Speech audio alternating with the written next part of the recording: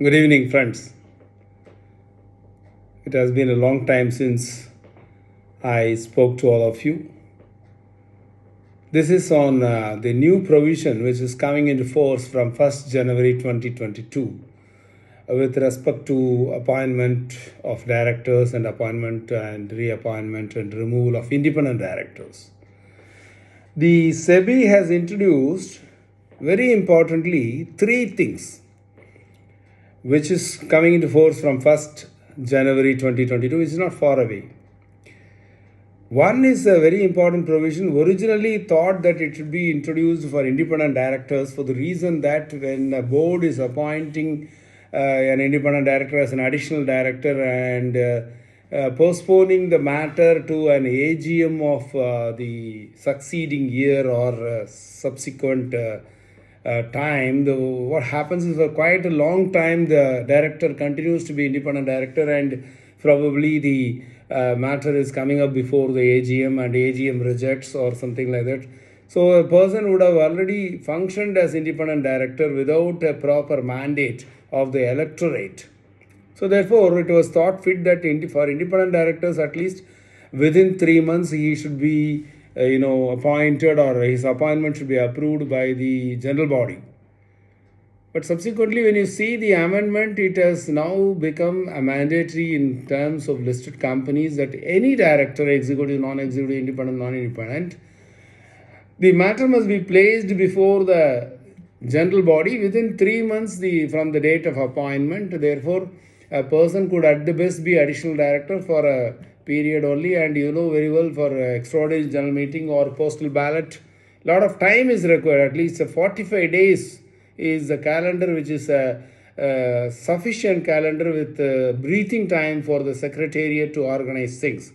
And therefore, no sooner the board decides appointment of a candidate, it is better that a person is placed, his candidature of a person is placed before the general body through a postal ballot, and the approval of the shareholders is obtained anyway. Postal ballot and e-voting are one and the same in the current electronic and technological era.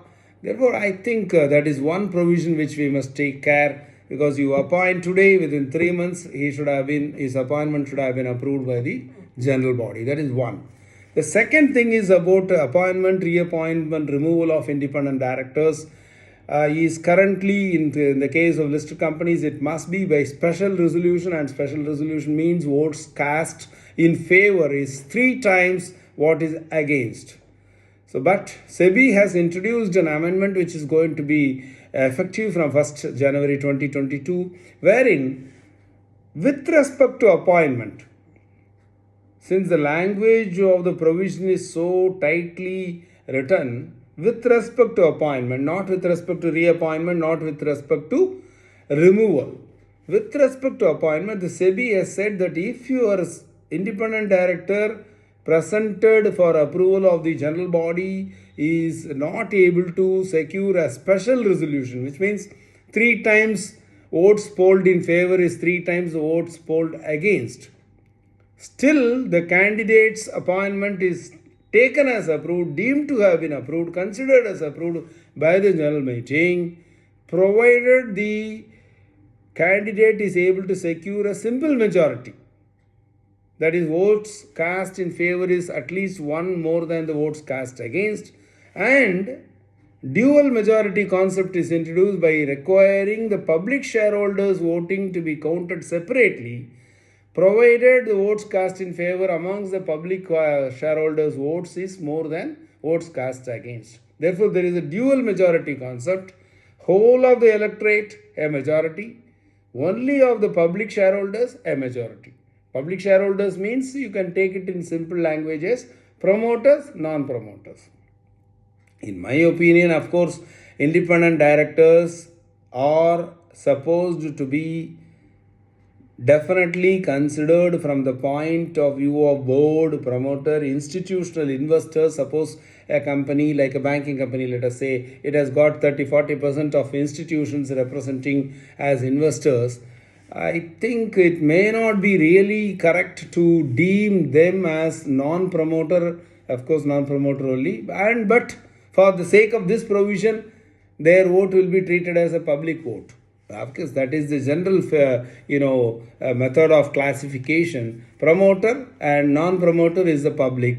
Therefore, the new requirement with respect to independent director appointment is a dilution of the earlier requirement with a check concept of dual majority, whereby the independent director who is chosen and whose candidature is presented to the shareholders for approval is able to secure a simple majority among the public shareholders as well as whole of the electorate.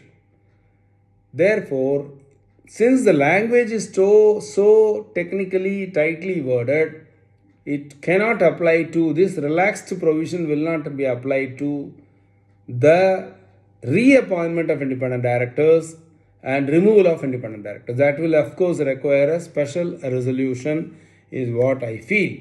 And there is one more clause which has been similarly narrowly worded that says if a person is becoming an independent director approved by general body in the manner of dual majority instead of a special resolution straight away, such person can also be removed in a similar manner by a majority voting in favor of the removal of the whole of the electorate and a majority of public shareholders approving the removal.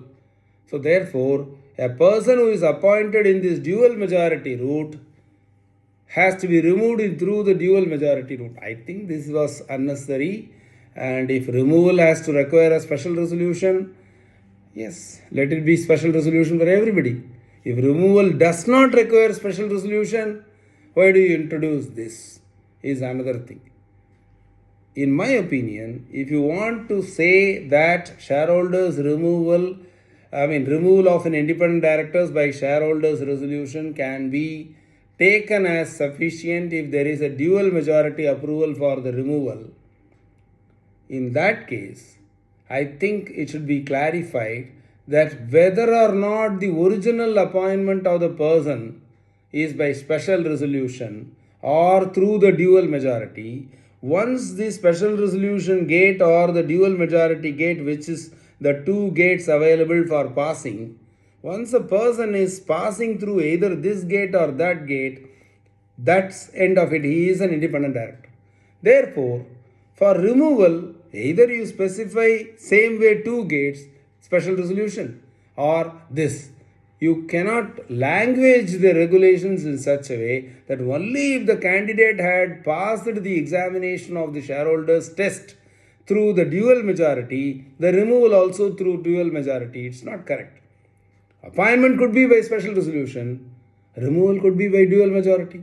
Appointment could be by dual majority, removal could be by this thing. And similarly, when the SEBI regulations specifically talk only about appointment, this dual majority route is seemingly not available for the reappointment, for the removal. I think there is some small hiccup in the regulations which probably must be addressed. Otherwise, conceptually, this has come because there are a lot of things which always happen because of different listed companies having different shareholding pattern. So there could be some companies where promoters have almost like 75% and 25% is the bare minimum public float. There are companies where promoters have 51, investors have some stake, other shareholders have some stake, therefore there could be a tug of war.